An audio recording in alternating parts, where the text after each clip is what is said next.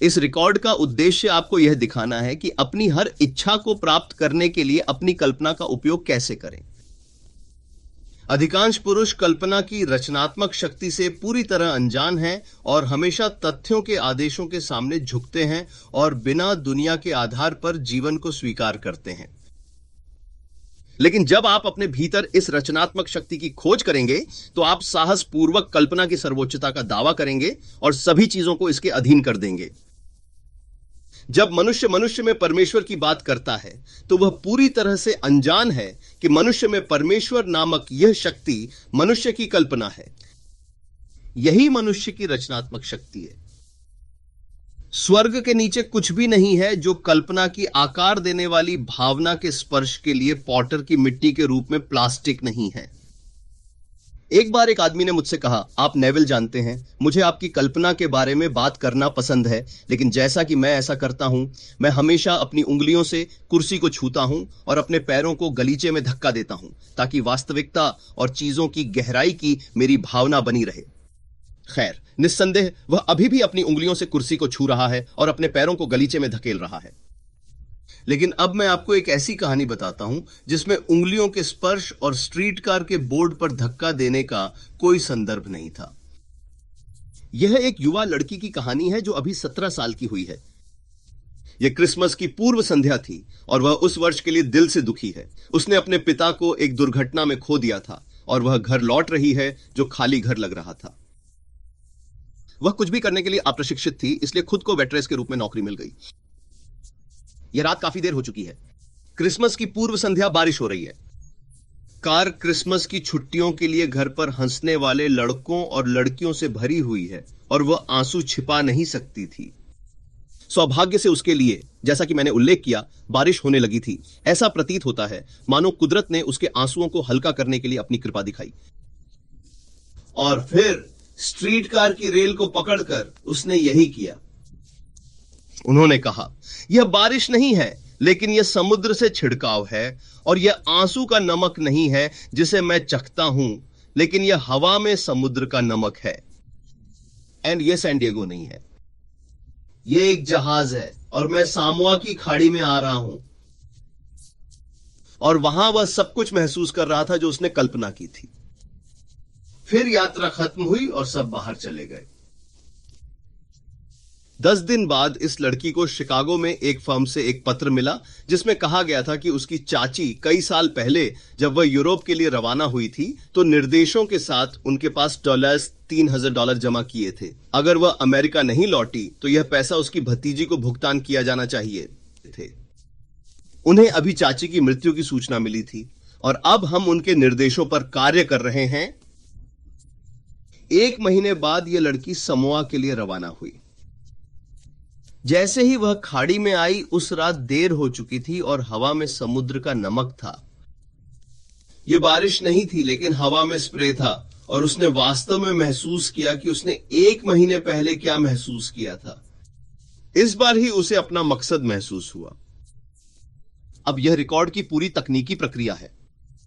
मैं आज आपको दिखाना चाहता हूं कि अपनी अद्भुत कल्पना को अपने इच्छापूर्ण क्षेत्र की भावना में कैसे डालें और इसे वहां रहने दें और उस स्थिति में सो जाएं।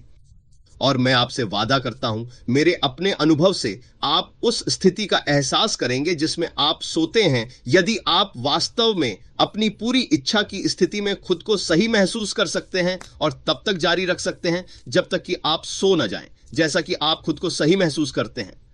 इसमें तब तक रहें जब तक आप इसे वास्तविकता के सभी स्वर नहीं देते, जब तक आप इसे वास्तविकता की सभी संवेदी जीवंतता नहीं देते। उस स्थिति में चुपचाप नींद में गिर रहा है और एक तरह से आप कभी नहीं जान पाएंगे, आप कभी भी सचेत रूप से उन साधनों को तैयार नहीं कर सकते हैं जिन्हें नियोजित किया जाएगा। आप खुद को घटनाओं की एक श्रृंखला में आगे बढ़ते हुए पाएंगे जो आपको इस राज्य की उद्देश्य प्राप्ति की ओर ले जाती है। अब यहां एक व्यावहारिक तकनीक है। पहली बात जो आप करते हैं, आपको जानना चाहिए कि आप इस दुनिया से क्या चाहते हैं। जब आप जानते हैं कि आप वास्तव में क्या चाहते हैं, तो जितना संभव हो उतना जीवंत प्रतिनिधित्व करें और आप क्या देखेंगे और आप क्या छुएंगे और आप क्या करेंगे और ऐसी स्थिति में शारीरिक रूप से आगे बढ़ेंगे। उदाहरण के लिए मान लीजिए कि मैं एक घर चाहता था लेकिन मेरे पास पैसे नहीं थे, लेकिन मुझे अभी भी पता है कि मैं क्या चाहता हूं।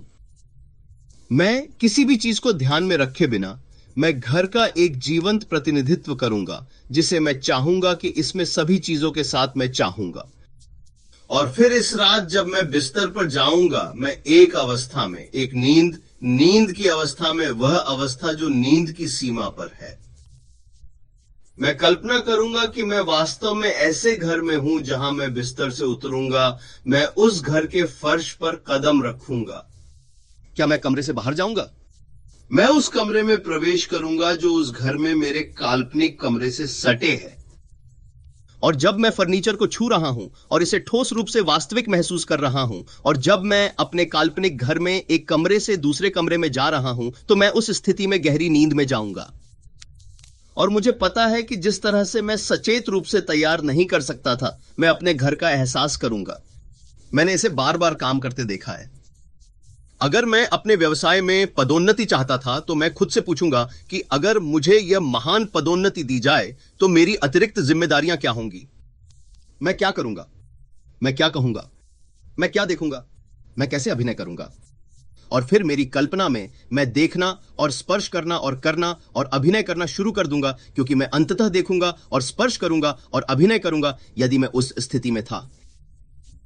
अगर मैं अब अपने जीवन के साथी की इच्छा करता हूं, क्योंकि मैं अब किसी अद्भुत लड़की या किसी अद्भुत आदमी की तलाश में हूं, तो मैं वास्तव में खुद को क्या कर रहा हूं? इसका मतलब यह होगा कि मैंने अपना राज्य पाया है। उदाहरण के लिए मान लीजिए कि अब मैं एक महिला थी। एक चीज जो मैं निश्चित रूप से करूंगा, मैं शादी की अंगूठी पहनूंगा। मैं अपने काल्पनिक हाथों को ले जाऊंगा और मैं उस अंगूठी को महसूस करूंगा जिसे मैं वहां होने की कल्पना करूंगा। और मैं इसे महसूस करता रहूंगा और इसे तब तक महसूस करता रहूंगा जब तक कि यह मुझे वास्तविक नहीं लगता। मैं इसे वह सारी संवेदी जीवंतता दूंगा जो मैं कुछ भी देने में सक्षम हूं। और जब मैं अपनी काल्पनिक अंगूठी महसूस कर रहा हूं, जिसका अर्थ है कि मैं शादीशुदा हूं, मैं सो जाऊंगा। इस कहानी ने हमें गीतों के गीत या सुलेमान के गीत में बताया है। यह कहा गया है कि रात को अपने बिस्तर पर मैंने उसे ढूंढा जिसे मेरी आत्मा प्यार करती है। मैंने उसे पाया जिसे मेरी आत्मा प्यार करती है। और मैं उसे तब तक नहीं जाने दूंगा जब तक मैं उसे अपनी मां के घर में नहीं लाऊंगा, उसके उस कमरे में जिसने मुझे गर्भ धारण किया था। अगर मैं उस खूबसूरत कविता को लेकर इसे आधुनिक अंग्रेजी में व्यावहारिक भाषा में डालूं तो यह होगा, अपनी कुर्सी पर बैठते हुए मैं अपनी पूरी इच्छा की स्थिति में खुद को सही महसूस करूंगा, और खुद को उस स्थिति में महसूस करने के बाद मैं इसे जाने नहीं दूंगा। उस विशेष मूड को बनाए रखते हुए मैं खुद को और अधिक शांत स्थिति में भी ले जाऊंगा। वह इसे मेरी मां के कक्ष में ले जा रहा है, उसके कक्ष में जिसने मुझे गर्भ धारण किया था। आप जानते हैं, लोग कल्पना की असाधारण शक्ति का पूरी तरह से लाभ नहीं उठा पाते, लेकिन जब कोई भीतर इस अद्भुत शक्ति को खोजना शुरू करता है तो वह पहले जैसा किरदार नहीं निभा सकता। वह पीछे नहीं मुड़ता और सिर्फ चिंतनशील जीवन बन जाता है। यहां से वह जीवन के अनुभवों से गहराई से प्रभावित हो जाता है। इसका रहस्य अपनी कल्पना को इच्छाधारी क्षेत्र की भावना में केंद्रित करना और दफन रहना है, क्योंकि इच्छाधारी क्षेत्र की भावना में रहने की हमारी क्षमता में अधिक प्रचुर मात्रा में जीवन जीने की हमारी क्षमता निहित है। हम में से अधिकांश खुद को महत्वपूर्ण और महान व्यक्तियों के रूप में कल्पना करने से डरते हैं, दुनिया में हमारे योगदान में सुरक्षित हैं, सिर्फ इसलिए कि जिस क्षण हम अपनी धारणा शुरू करते हैं, कारण और हमारी इंद्रियां हमारी धारणा की सच्चाई से इनकार करती हैं। ऐसा लगता है कि हम एक बेहोश आग्रह की पकड़ में हैं, जो हमें परिचित चीजों की दुनिया से सख्त रूप से चिपका देता है और उन सभी का विरोध करता है जो हमें हमारे परिचित और प्रतीत होता है कि सुरक्षित मूरिंग से दूर करने की धमकी देते हैं। लेकिन मैं आपसे कोशिश करने की अपील करता हूं। यदि आप इसे कोशिश करते हैं तो आप पूर्वजों के इस महान ज्ञान की खोज करेंगे, क्योंकि उन्होंने हमें अपने अजीब, अद्भुत, प्रतीकात्मक रूप में बताया था। लेकिन दुर्भाग्य से आपने और मैंने उनकी कहानियों की गलत व्याख्या की और इसे इतिहास के लिए लिया, जब उन्होंने इसे हमारे हर उद्देश्य को प्राप्त करने के लिए निर्देश के रूप में इरादा किया। आप जानते हैं कि कल्पना हमें विभिन्न राज्यों की गहराई में लेकर जाती है। इन राज्यों का अस्तित्व है, वे अब मौजूद हैं, लेकिन वे केवल संभावनाएं हैं, जबकि हम उनके बारे में सोचते हैं। हम जब उन विचारों में पूरी तरह मग्न हो जाते हैं तो वे हकीकत से भी ज्यादा प्रभावशाली लगते हैं। आपको पता है, इस जीवन में जो आप चाहते हैं उसकी सोच और उससे आगे बढ़कर सोचने में बड़ा अंतर होता है। मैं आपको बता दूं, जब मैंने पहली बार कल्पना की अजीब और अद्भुत शक्ति के बारे में सुना तो यह 1933 में न्यूयॉर्क शहर में था। यह महत्वपूर्ण बात मुझे मेरे पुराने दोस्त ने सिखाई थी। वह यूहन्ना के 14वें की ओर मुड़ गया और यही उसने पढ़ा। मेरे पिता के घर में कई शानदार और खूबसूरत मकान हैं। अगर ऐसा नहीं होता तो मैं आपको बताता, मैं आपके लिए एक जगह तैयार करने जाता हूं। अगर मैं जाऊं और आपके लिए खास जगह तैयार करूं तो मैं लौटकर आपको लेने के लिए आऊंगा, ताकि जहां मैं हूं वहां आप भी हों। उसने मुझसे कहा कि सुसमाचार का महत्वपूर्ण बिंदु मानवीय कल्पना है। हवेली किसी दिव्य स्थान से नहीं जुड़ी थी, बल्कि यह बस मेरी प्रबल इच्छा का प्रतीक थी। यदि मैं वांछित राज्य का एक जीवित प्रतिनिधित्व करूंगा और फिर उस राज्य में प्रवेश करूंगा और उस राज्य में रहूंगा, तो मुझे इसका एहसास होगा। उस समय मैं वेस्ट इंडीज के बारबाडोस द्वीप की यात्रा करना चाहता था, लेकिन मेरे पास पैसे नहीं थे। उन्होंने मुझे समझाया कि अगर मैं उस रात न्यूयॉर्क शहर में सोता हूं तो मान लेता हूं कि मैं बारबाडोस में अपने पार्थिव पिता के घर में सो रहा हूं और उस राज्य में सोने के लिए कुछ जाऊंगा, कि मुझे अपनी यात्रा का एहसास होगा। खैर, मैंने उसे उसके शब्द पर लिया और इसे 1 महीने तक कोशिश की, रात के बाद रात। जैसे ही मैं सो गया, मैंने सोचा कि मैं अपने पिता के बारबाडोस वाले घर में सो रहा था। मेरे महीने के अंत में मेरे परिवार से एक निमंत्रण मुझे बारबाडोस में सर्दी बिताने के लिए आमंत्रित किया गया था। मैंने उस वर्ष दिसंबर के शुरुआती हिस्से में बारबाडोस के लिए रवाना किया। मुझे एहसास हुआ कि मैंने अपना उद्धारकर्ता खुद में ही पाया है। बूढ़े आदमी ने मुझे बताया कि यह कभी असफल नहीं होगा। ऐसा होने के बाद भी मुझे शायद ही विश्वास हो सकता था कि वैसे भी ऐसा नहीं होगा। यह सब कितना अजीब है। विचार करते समय यह इतनी आसानी से हुआ कि आप समझते हैं कि क्या हुआ होगा और आप अपने अनुभव से जल्द ही आगे बढ़ जाते हैं। इससे मुझे कभी असफलता नहीं मिली। अगर मैं मूड को कल्पनाशील बनाऊं और इसे जीवंत रूप दूं तो मैं एक केस इतिहास बता सकता हूं, ताकि दिखा सकूं कि यह कैसे काम करता है। यह वास्तव में बहुत आसान है। आप जो चाहते हैं वह आपके दिमाग में स्पष्ट होता है और आप उसके बारे में सोचना शुरू करते हैं। यह पर्याप्त नहीं लगता, अब आपको इससे सोचना शुरू करना चाहिए। खैर, मैं इससे कैसे सोच सकता हूं? मैं यहां बैठा हूं और मैं कहीं और रहना चाहता हूं। मैं यहां बैठकर इस कमरे से हटाए गए अंतरिक्ष में एक बिंदु पर शारीरिक रूप से कल्पना में खुद को कैसे रख सकता था और इसे आसानी से मेरे लिए वास्तविक बना सकता था। थी मेरी कल्पना मुझे आंतरिक रूप से संपर्क में लाती है उस स्थिति के साथ। मैं कल्पना करता हूं कि मैं वास्तव में वहां हूं जहां मैं बनना चाहता हूं। अब क्या मैं कह सकता हूं कि मैं वहां हूं? यह साबित करने का एक ही तरीका है कि मैं वहां हूं, क्योंकि जब मनुष्य अपनी दुनिया का वर्णन करता है तो वह वैसा ही देखता है जैसा वह खुद के सापेक्ष वर्णन करता है। तो दुनिया कैसी दिखती है, यह पूरी तरह से इस बात पर निर्भर करता है कि जब मैं अपना अवलोकन करता हूं तो मैं कहां खड़ा हूं। इसलिए अगर, जैसा कि मैं अपनी दुनिया का वर्णन करता हूं, यह अंतरिक्ष में उस बिंदु से संबंधित है, तो मैं कल्पना करता हूं कि मैं कब्जा कर रहा हूं, कि मुझे वहां होना चाहिए। मैं शारीरिक रूप से वहां नहीं हूं, नहीं, लेकिन मैं अपनी कल्पना में हूं और मेरी कल्पना मेरा वास्तविक स्वयं है। जहां मैं कल्पना में खुद को भेजकर एक वास्तविकता का स्वरूप देता हूं, वहीं मेरे शरीर की दिशा भी उसी ओर लेकर जाती है। जब मैं उस अवस्था में सो जाता हूं तो यह किया जाता है। मैंने इसे कभी असफल होते नहीं देखा। यह एक आसान मार्गदर्शन है कि आप अपनी कल्पना को अपने हर लक्ष्य को पूरा करने के लिए उपयोग कर सकते हैं। यहां कल्पना के लिए एक बहुत ही स्वस्थ और उत्पादक व्यायाम है, कुछ ऐसा जो आपको रोजाना करना चाहिए। दैनिक दिन को पुनर्जीवित करें जैसा कि आप चाहते हैं कि आप इसे जीते हों। उन्हें अपने आदर्शों के अनुरूप बनाने के लिए दृश्यों को संशोधित करें। उदाहरण के लिए, मान लीजिए कि दिन का मेल निराशाजनक समाचार लाया। अपने पत्र को मानसिक रूप से संशोधित करते हुए उसे उस समाचार का रूप दें जो आप चाहते हैं कि आपको प्राप्त हो। या मान लीजिए कि आपको वह पत्र नहीं मिला जो आप चाहते थे। अपने आप को पत्र लिखें और कल्पना करें कि आपको ऐसा पत्र मिला है। मैं आपको एक कहानी बताता हूं जो बहुत पहले न्यूयॉर्क में हुई थी। मेरे दर्शकों में यह महिला बैठी थी जिसने मुझे अनगिनत बार सुना था। मैं संशोधन की कहानी बता रहा था, उन पुरुषों की जो कल्पना की शक्ति नहीं जानते थे। वह अपने दिन के अंत में सो जाता है, थका हुआ दिन की अपनी अंतिम सभी घटनाओं को स्वीकार करता है। और मैं यह दिखाने की कोशिश कर रहा था कि मनुष्य को उस क्षण सोने से पहले उसे पूरे दिन को फिर से लिखना चाहिए और इसे उस दिन के अनुरूप बनाना चाहिए जिसे उसने अनुभव किया था। यहां एक महिला ने संशोधन के इस कानून का बुद्धिमानी से उपयोग किया है। ऐसा प्रतीत होता है कि 2 साल पहले उसे अपनी बहू के घर से बाहर करने का आदेश दिया गया था।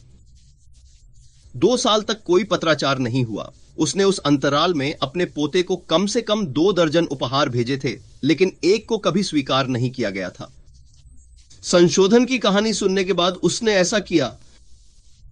जैसे ही वह रात में सेवानिवृत्त हुई, उसने मानसिक रूप से 2 पत्र बनाए। एक उसने अपने पोते से आने की कल्पना की और दूसरा उसकी बहू से। इन पत्रों में उन्होंने गहरा स्नेह व्यक्त किया और आश्चर्य किया कि उसने उन्हें देखने के लिए क्यों नहीं बुलाया। यह उसने लगातार 7 रातों तक किया। अपने काल्पनिक हाथ में उस पत्र को पकड़ लिया जिसकी उसने कल्पना की थी कि उसे प्राप्त हुआ था, और इन पत्रों को बार बार पढ़ता रहा जब तक कि यह उसके भीतर सुनने की संतुष्टि पैदा नहीं हुई। फिर वह सो गई। 8वें दिन उसे अपनी बहू से एक पत्र मिला। 2 पत्र अंदर रखे गए थे। एक पोते की ताकीद थी और दूसरा बहू की भावना से जुड़ा हुआ संदेश। उन्होंने व्यावहारिक रूप से काल्पनिक पत्रों को दोहराया है जो इस दादी ने 8 दिन पहले खुद को लिखा था। इस धमनी दृष्टि का उपयोग आपके जीवन के किसी भी विभाग में किया जा सकता है। मदद का मामला लें। मान लीजिए कि आप थे। मैं आपके दिमाग की आंखों के सामने एक मित्र की छवि लाऊंगा जो उस चेहरे पर एक अभिव्यक्ति रखती है, जिसका अर्थ है कि वह या वह आप में वह देखता है जिसे आप चाहते हैं कि पूरी दुनिया देखे। बस कल्पना करें कि वह आपसे कह रहा है कि उसने आपको कभी बेहतर नहीं देखा है, और आप जवाब देते हैं, मैंने कभी बेहतर महसूस नहीं किया है। मान लीजिए आपका पैर घायल हो गया है। फिर यह मानसिक रूप से एक नाटक का निर्माण करें जिसका अर्थ है कि आप चल रहे हैं, कि आप सभी चीजें कर रहे हैं जो आप करेंगे यदि पैर सामान्य था, और इसे बार बार तब तक करें जब तक कि यह वास्तविकता के स्वर नहीं लेता। जब भी तुम अपनी कल्पना में वही करते हो जो तुम बाहरी जगत में करना चाहते हो, जो तुम बाहरी जगत में करोगे, तो एक अपेक्षा ये है कि तुम अपना ध्यान एक तरह से और ऐसी तीव्रता से जगाओ कि तुम संशोधित क्रिया में पूरी तरह से ग्रहण हो जाओ। आप इस कल्पनाशील अभ्यास द्वारा इंद्रियों के विस्तार और शोधन का अनुभव करेंगे और अंततः आंतरिक दुनिया में दृष्टि प्राप्त करेंगे। जीवन ने जो वादा किया है वह आनंद लेने के लिए तैयार है, लेकिन हमारी कल्पना से सृष्टिकर्ता की खुशबू महसूस करनी होगी।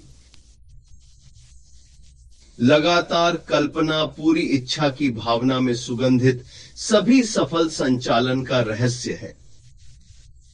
यही इरादे को पूरा करने का साधन है। मनुष्य की प्रगति का प्रत्येक चरण कल्पना के सचेत स्वैच्छिक अभ्यास द्वारा किया जाता है। तब आप समझेंगे कि सभी कवियों ने नियंत्रित ज्वलंत कल्पना के महत्व पर जोर क्यों दिया है। महान विलियम ब्लैक द्वारा यह एक सुना। तू अपने स्वर्ग और पृथ्वी को अपनी गोद में रखता है, और जो कुछ भी तू देखता है, यद्यपि वह उसके बिना दिखाई देता है, वह तेरे कल्पना के भीतर है, जिसकी यह मृत्यु संसार केवल एक छाया है। इसे आजमाएं और आप भी साबित कर देंगे कि आपकी कल्पना ही निर्माता है।